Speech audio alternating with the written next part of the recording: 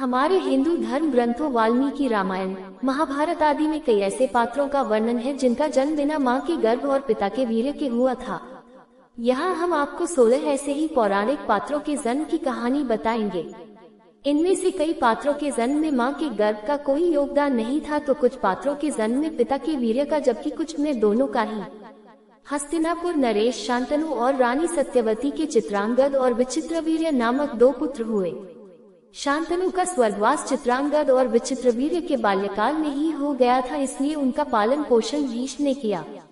भीष्म ने चित्रांगद के बड़े होने पर उन्हें राजगद्दी पर बिठा दिया, लेकिन कुछ ही काल में गंधर्वों से युद्ध करते हुए चित्रांगद मारा गया। इस पर भीष्म ने उनके अनुज विचित्रवीर्य को राज्य सौंप दिया। अब भीष्म को विचित्रवीर्य के विवाह की चिंता हुई।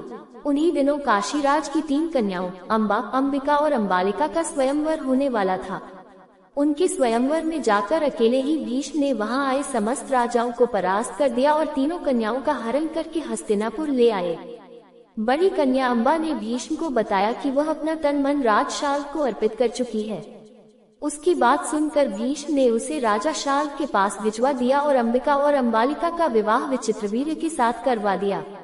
राजा शाल ने अंबा को ग्रहण नहीं किया, अतः वह हस्तिनापुर लौटकर आ गई और भीष्म से बोली, हे आर्य, आप मुझे हर कर लाए हैं, अतएव आप मुझसे विवाह करें। किंतु भीष्म ने अपनी प्रतिज्ञा के कारण उसके अनुरोध को स्वीकार नहीं किया। अंबा रुष्ट होकर परशुराम के पास गई और उनसे अपनी व्यथा सुनाकर सहायता मांगी। परशुराम ने अंबा से कहा, हे देवी, आप चिंता न करें, मैं आपका विवाह भीष्म के साथ करवाऊंगा। परशुराम ने भीष्म को बुलावा भेजा, किंतु भीष्म उनके पास नहीं गए। इस पर क्रोधित होकर परशुराम भीष्म के पास पहुँचे और दोनों वीरों में भयानक युद्ध छिड़ गया। दोनों ही अभूतपूर्व योद्धा थे, इसलिए हार जीत का फैसला नहीं हो सका। आखिर देवताओं ने हस्तक्षेप करके इस युद्ध को बंद करवा दिया। अंबा निराश होकर वन में तपस्या करने चली गई। विचित्रवीर्य अपनी दोनों रानियों के साथ भोग विलास में रत हो गए, किंतु दोनों ही रानियों से उनकी कोई संतान नहीं हुई और वे क्षय रोग से पीड़ित होकर मृत्यु को प्राप्त हो गए।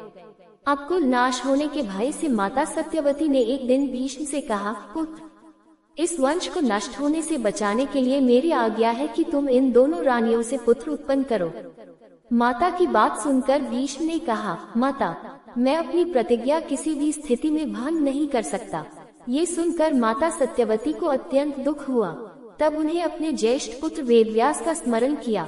स्मरण करते ही वेदव्यास वहां उपस्थित हो गए। सत्यवती उन्हें देखकर बोली, हे पुत्र, तुम्हारे सभी भाई निसंतान ही स्वर्गवासी हो गए, अतः मेरे वंश को नाश होने से बचाने के लिए मैं तुम्हें आज्ञा देती हूँ कि तुम नियोग विधि से उनकी पत्नियों से संतान उत्पन्न करो।